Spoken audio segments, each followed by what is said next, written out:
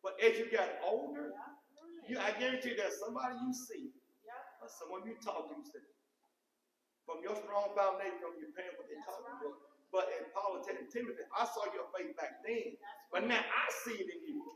You know, so isn't that amazing? That is truly amazing. I believe that God assigned people. Oh Lord Jesus. You know, it's just like road sign. You know, on your journey to let you know you're on the right road and to encourage you to keep going forward. And you're right. Sometimes you'll think, I know this is not the right thing. That one person or person will catch you. Yep. He says, I am going. I know what. Oh yeah, I know what he said. And some people say it's an angel, but you're right. God's got people that in your path. If you have that faith inside of you, you'll recognize what God's trying to show and trying to tell you. That is so good. And he said, one of the most important things that each and every believer can do is live faithfully so that his or her children will want to follow their steps of faith. Lois and Eunice had passed down something to Timothy that was alive. Their faith played a central role in their lives. Going into the second paragraph. As Christians, it is important to nurture and encourage the next generation. In other words, this is you think the next generation of persons who will carry the torch. It was because of that which was important to Timothy that even as a young man, he was able to contribute greatly to the kingdom. As adults, we must realize that we never know. Hear what y'all just said? You never know. You never know who we may be rearing or in some instances mentoring. It is through nurture and encouragement that young people learn. Nurture and encouragement. Not beat them over the head. Not tell you got the right clothes on. I tell I don't like the song you sing it too fast.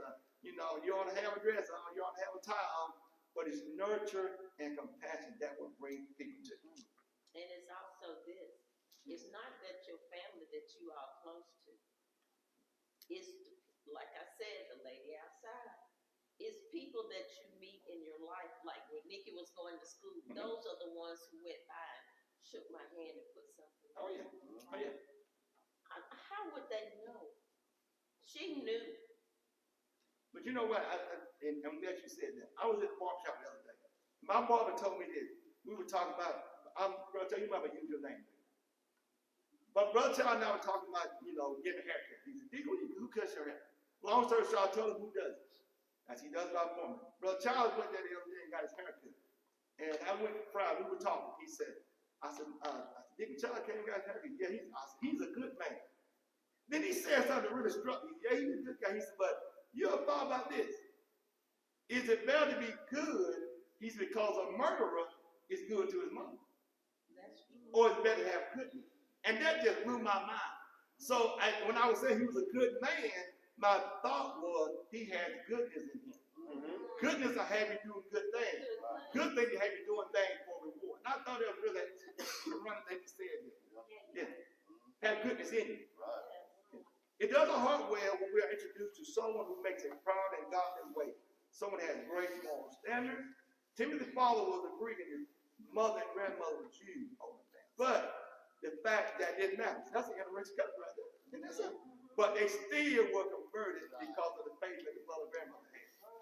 Okay, now, here's Paul. He's in prison. He starts out, and evidently, Timothy and Paul had been together. They partied. And then, somebody you've seen in a long time. I've seen a long time. So he said, well, I'm in prison. I may not see Timothy again.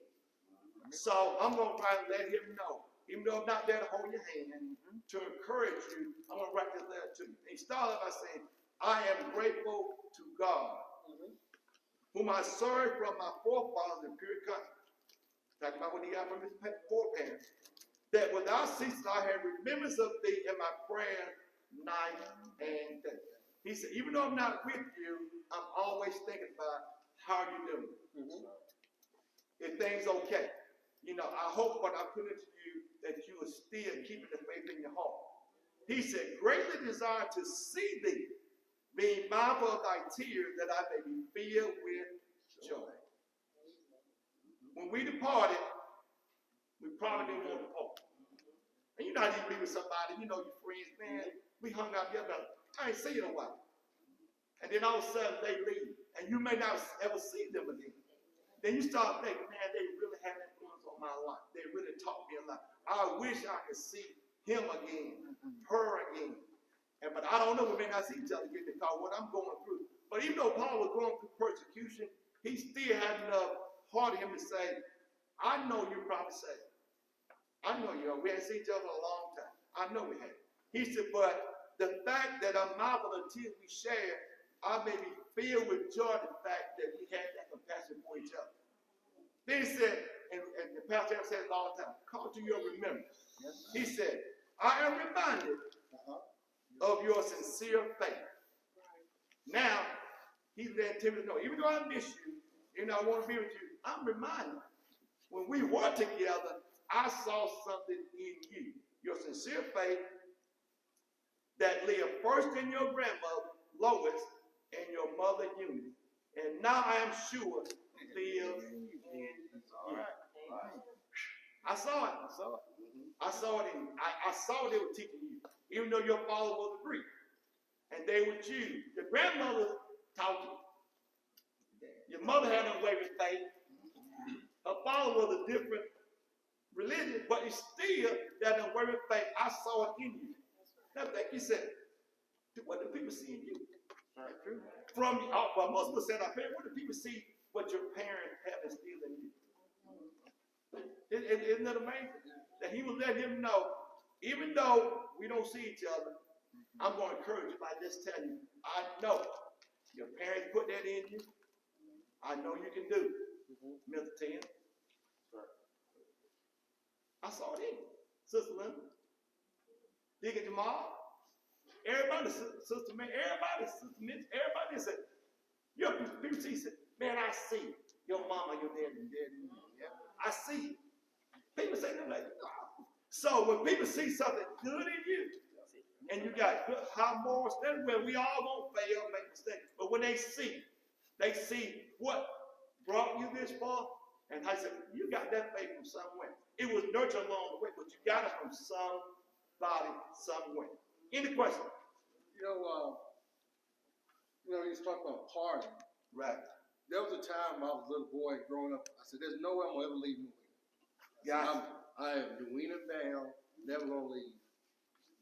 But then I remember something. I said, I can't grow here at the moment. Right. Because nobody was holding me back, but because my parents were so strong in it. Right. I couldn't grow and find myself personally, have a personal relationship with God for myself. So I went for 13, 14 years, became a deacon. And when I came there, I became not necessarily a better Christian, but I had a better understanding of me and my relationship with God. And then you talk about somebody else saw it. The first day I went to Timothy, I'd never been there before. The man said, "You like a good deacon." Wow. I was like, "How did he?" I'd never seen this man before in my life. He was the chairman of the deacon board. First he said, "You like a good deacon." I said, "Well, maybe later on." So eventually time went on and it grew on, but it's just just to add on what you're saying. If you're doing goodness, sometimes you make part, but the part you try to get to the end is always there because things that were still you at a young age, you can still use that as a backbone to what you're going to now. Exactly. Just like this. I'm sure between you and your parents, there are problems to you. Why you leaving? Why you going there? Blah, blah, blah. I mean, all of us do that. But you will never, let's say you'll never grow. In order to grow, you took that with you. And people will see it in you, wherever you go. I'm sure how you leave, Springfield or wherever. I mean, all of us, if you were a member of another church somewhere, or Early Hope, say, you going down there. But people will see it in you. I mean, I remember my 3 kids that New England. I was so mad with them. Why you leave New England, man? But if they hadn't left New England, Sean would have been married to a minister. Michael would never have, you know what I mean? And John would never did. So they had to go. And then, I was angry like crazy. How would y'all come in New England? But they could never find, but the faith merged that put in them, they would have found something. So that's a very good point. People see it in you. They really do. Let you know God is everywhere. Exactly. Jesus is where they took him. You know what I mean? And then they found a kindred spirit that they were able to come together and have him with them wherever they are. Because a lot of times we hold Jesus here. Exactly. Exactly. But then when you realize your children have gone out and and they still had him from the foundation. Mhm. They still had him with them. And not only did they have Jesus with them, their spouses had Exactly. him too. And Exactly. it's just amazing how he puts that puzzle together. And then you put that, if you have children, in your children. So not only you put it in you put in Ashley. You put in all your grandchildren, your children's children. So it really is amazing that even though you cry when you part, but you have instilled and put enough in them to know when they go, it's still gonna be in them. And you still can pray for them. Oh yeah. You know, that's what Paul was doing with Timothy, even though I might not see you, but you always in my prayer. Because I know Because I know what's in you. what's in you. And what's in you will come out. Right. And that's the beauty of it. So it's really a story of encouragement, to your children, your friends. Like, even though it's minister to minister, but really, it really is about encouraging other people. And because people encourage us all the time. When people see something in you, and that's what Paul saw in Timothy. Very good analogy. And y'all know Yes, I'm so grateful to New England because Nikki left and I almost died. But some kind of way God brought her back. Come on then. And she still wants to go back. And eventually she probably will. But y'all don't know what New England has done for her since she's been Oh there. yeah.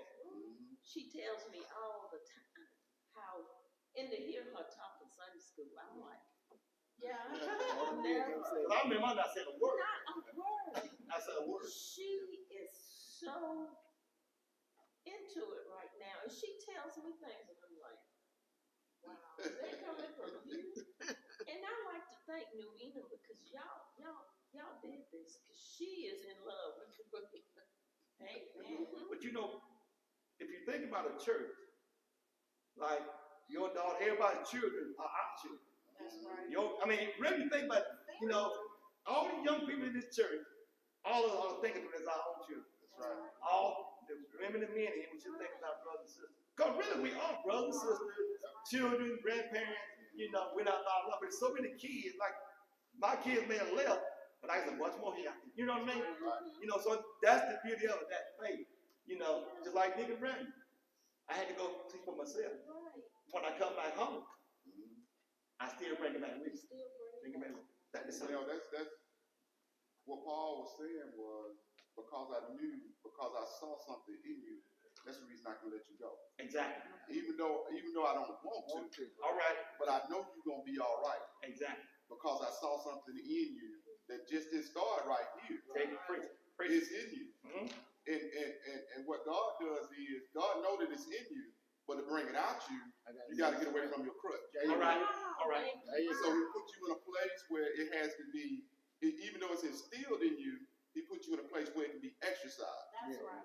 And when trouble comes along, and when I start looking around, mom and dad ain't Yeah, all right. Preach it. All right. Come on. everybody a phone call away, All right. but I'm still in the storm. Still in the I can call outside the Yes, storm, God. but I'm still in the All storm. right. So what was instilled in me, I got to now start exercising. All right. And the beauty of it is God will bring that person back and you get to see the fruit of your labor Exactly. right in front of you. And you stand together.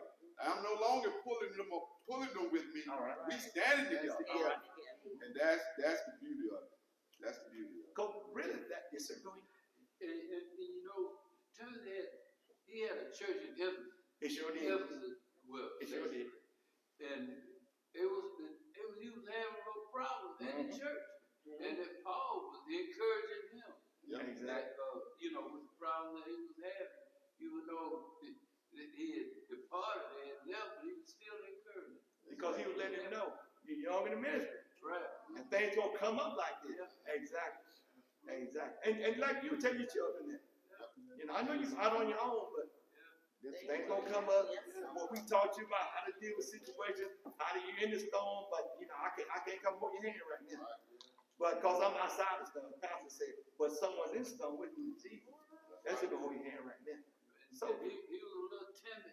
yeah, So that's right. when you get a little timid, people have a tendency to try to run over. Oh yeah. And so that was one of the things that was happening. And I'm wondering, I said, what Well, maybe that's why they call it Timothy, because you're Timothy. I just think in my mind, you're Timothy. Yes, ma'am. But then even also, Deacon Johnny, just, I love that application part. And even when I spoke the first time, it said, finding yourself in this. Right. As you read it, and it'll say, like he's mentioning Timothy's name here. But then when you look at it and say the faith, that first faith that lived in your grandmother, and I could say Lily. Right. You know what I mean? And in your mom, Doris. You know what I mean? And it makes it so personal because what happened and transpired and the issues that were going on then are some of the issues that are happening now. Exactly. And you look at these stories and it allows you to not only see your way in that story, but see your way out of that story. Exactly. And I just love how God makes his word so available to us to say, wow, if this happened for him and if God and Jesus and, let's say our forefathers could actually apply this word then, it's still true now. And you can apply it now for everyday life application. Exactly. That is so true.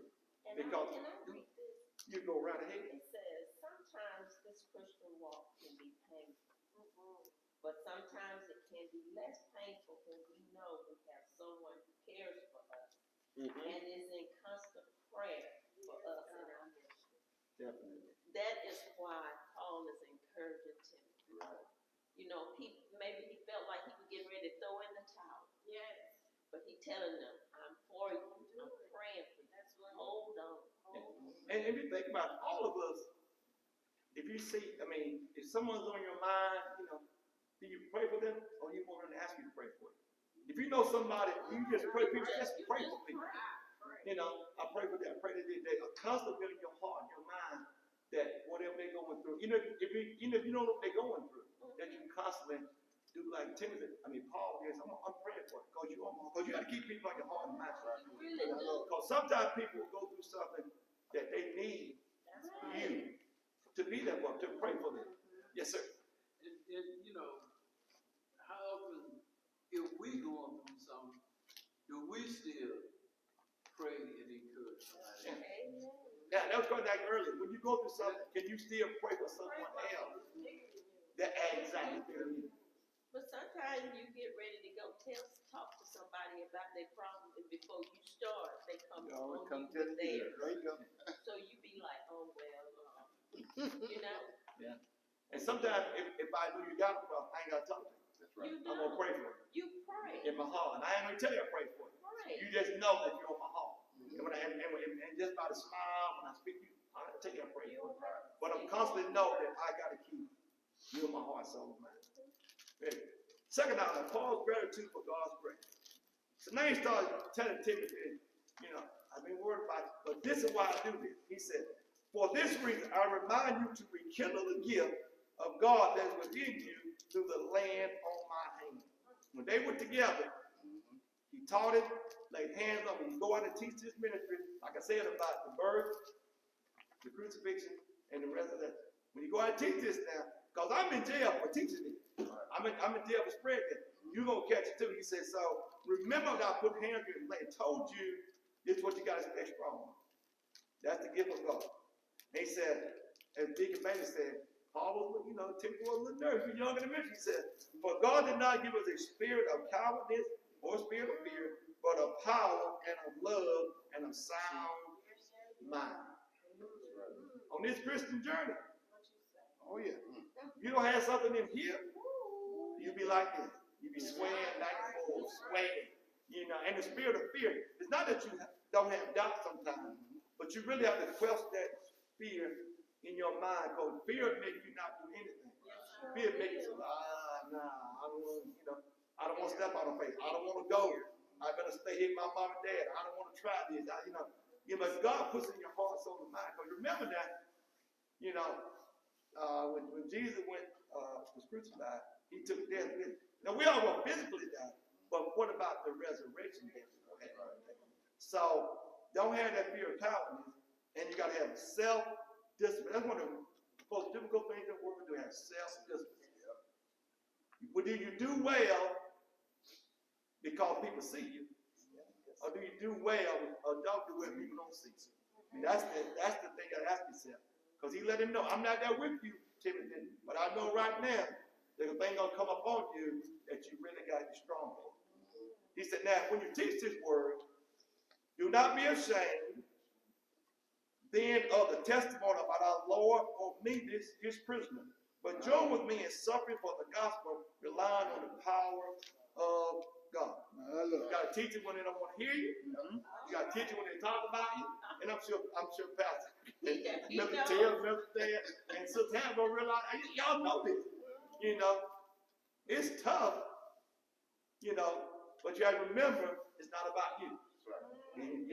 What you believe in, you're teaching it, and you're moving on. You're teaching it, because you're going to get opposition. Every time you get opposition, you fall down your knee, you're going to be in trouble. So it's coming every day, some type of opposition. But you have to remain steadfast in the truth. Yes, sir. And you know, the same thing Timothy was preaching is the same thing they got Paul thrown in jail. Yeah, so they, okay, Paul, you know, you say you're strong, but you're in jail. So even though, but then we said, well, I'm in jail, but why am I in jail? For doing the right thing. So you know, you can go to jail and for doing the right thing. As John Lewis said, get in good trouble. So just because I'm in jail, just because I'm having a hard time, that doesn't mean God ain't with me. There you go. You see, because through your suffering, your faith will be increased. Through your hard time, you'll get stronger. Now you can show someone things. Wow. They still have faith and they're going through this, and this. I want some of that faith that they have. But then they will say, like Becky told me, she said, my family don't go to church. And she said, but I am having a rough time with certain things. And she said, they're doing well. The Hilsons, they were doing well at that time. She said, and they asked me, the God you serving and you still having a hard time, you doing this. She said, it ain't about material things. All right. It is about God and who He is. You know. And I learned this a long time ago about family. And I heard this statement, and y'all probably heard it before. You can't choose your relatives, but you can choose your family. So just because they're biological, doesn't necessarily mean they're family. But we all know there's a lot of people may be related to us that, oh no, you relate to me, but we're not family. Think about when God included everyone. So look at family. Family is that whole tent. Not necessarily relatives. You know, that's what the family is. That's why you able to leave here and go to Tennessee, because you still have a church family up there. That was you able to leave here and go to Washington, New Jersey, Virginia. That's why my kids were able to leave and go to Lincoln and Augusta. That's why your kids ain't going here. That's why they can go. Because if you say the only family you have is here, no Enon. Well, you're in big trouble. There's family everywhere. If they have believed the birth, the death, the resurrection. Who saved us and called us with a holy calling, not according to our works, but according to His own purpose and grace. The grace was given to us in Christ Jesus before the ages began. The grace and mercy of God. You can't earn it. You can't work for it. That's right. That's why it's a question about doing good things and having goodness in it. Have goodness in it. Because God gave us grace by sending His Son to the cross to die. And that was before the beginning of time. That was already predestined. That was going to happen. Because He knew we couldn't do what we were supposed to do. Right. And He said, now, but He has now been revealed through the appearing of our Savior Christ Jesus, who abolished the dead and brought life and immortality to light through the gospel. He said, we all go physically die. But think about it. Jesus died, went to the grave, and brought us the opportunity to come back. And you believe in that doctrine, that's the light you need to see. Any question about number 2? You know, one thing is for sure, that people that you think, sometimes you think they're on your side, will begin to bring you news. It's not necessarily that Paul taught to Timothy, but people. Exactly. You know, people bringing news like, man, that son of yours, Timothy down now, boy, he catch it. All right. And it prompted Paul into writing a letter to remind, because we have to do that. Because sometimes I have to make a phone call. Oh, yeah, I know. You know what I'm saying? Like if you see one, like here at New Enon, when I first came to New Enon and I first started pastoring, I had some pastors that I was in the circle with, and they would come to me and say, "Boy, it's hard, boy. I'm praying for you, hard down now." And I would tell them it might have been hard for you. Right. There you go. I said, but it's not hard for me because this is what God ordained. I got a great relationship. All right. You know, and you have to kill that noise real quick. And now that I have sons and daughters, all I have to do is make a phone call. That's right. And say, well, now you've been with me 9 years. That's me bringing you in remembrance. You've seen everything we've been through. You've seen how God opened doors. I ain't you burn down no bridges just because somebody might say something in the moment. All right. Don't burn down no bridges. Because the same one that said something, you'll be hugging on them in a month. And that's how Paul was doing, how he was bringing Timothy out of a place. Just because you're having a little bit of trouble right now teaching people how to get where you want them to go, that does not mean that you get bitter in your heart. And for God's sake, don't listen to the outside. All right. Because they ain't on the inside. They don't know what's really going on. You know, and that's how we have to look at things. Be careful with what you hear and see on the outside, because that's exactly what they are on the outside. They don't know what you got on the inside. And I say this all the time. Sometimes sheep bite. It won't kill you. It'll pinch a little bit, but it won't kill you. And you have to go on through and love on through that. And that's what Paul was telling Timothy. It's in you. Got it. It's in you. Just stay the course. Just stay the course. It's in you. I know it's in you. And that's what we have to do sometimes by encouraging each other. Although I'm not with you, I can make a phone call. Paul had to write a letter, but I can make a phone call. Exactly. It's the same concept. Because I'm sure you have to remember, your mother and your grandmother with you, Papa agree. Think how tough that transition was. But you made it through that. They had unwavering faith. Right. Think about what you saw me go through. They had unwavering faith. So you're right. Because they're going to tell you next, for the original gospel, I was appointed as a herald and apostle. That's right. I was appointed to teach this word. That's what I was appointed to do. I got to teach it. Whether I'm upset, now I got to brush it off, and I got to teach. Because that's what you're appointed to do. You say you're telling your ministry. Okay, that's fine. But you got to keep going. Because they do bite. Everybody not going to agree with that. I remember when you ordained all of them, you told me, when you get in there now, this is going to happen. That's going to happen. Watch out for this. Watch out for this. Not going to be a bit of road. And you cuss that and say, let me just make a phone call. Right. And we all should do that. You see something doing somebody, let me call and tell you, wait a minute, think about this now. Do you really not want to keep believing because you're mad with this person or you're upset with this person? Right. Think about when you came through to get that. Do you want to lose all of that because of one person? That's right.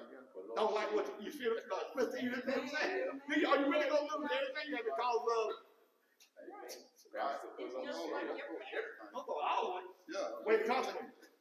Is it really working? Are you, like your parents, are you gonna hate them because they discipline you for something you did wrong? You know, you might get upset for a minute, but you're gonna go right back. That's why he said you gotta come to me as little children, because they fight this minute, and next minute they loving on each other. You know, that's how it is. That's so.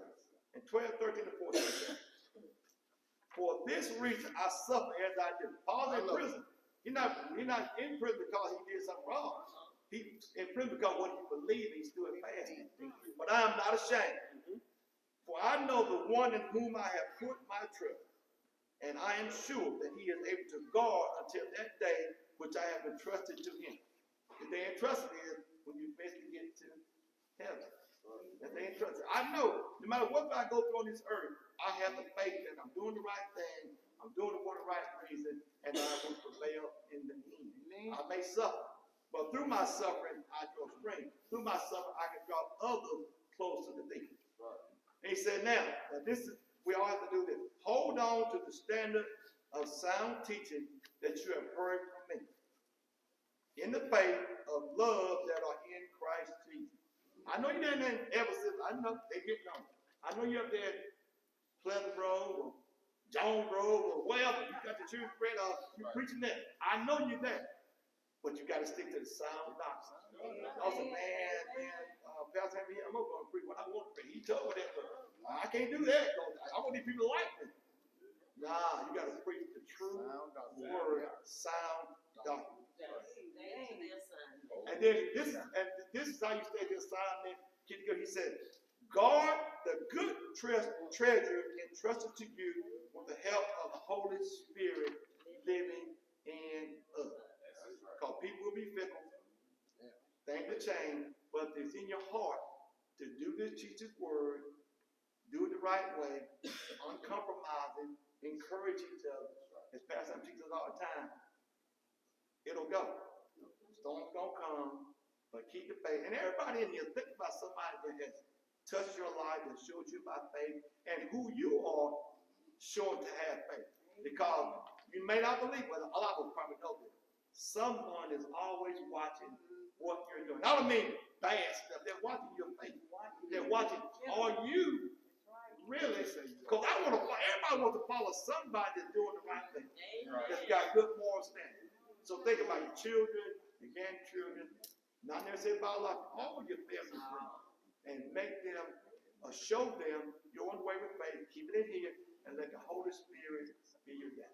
Thank you so much for your patience today, and today, find who your Pauls are, or find who you're Paul to. Thank you so much. Amen.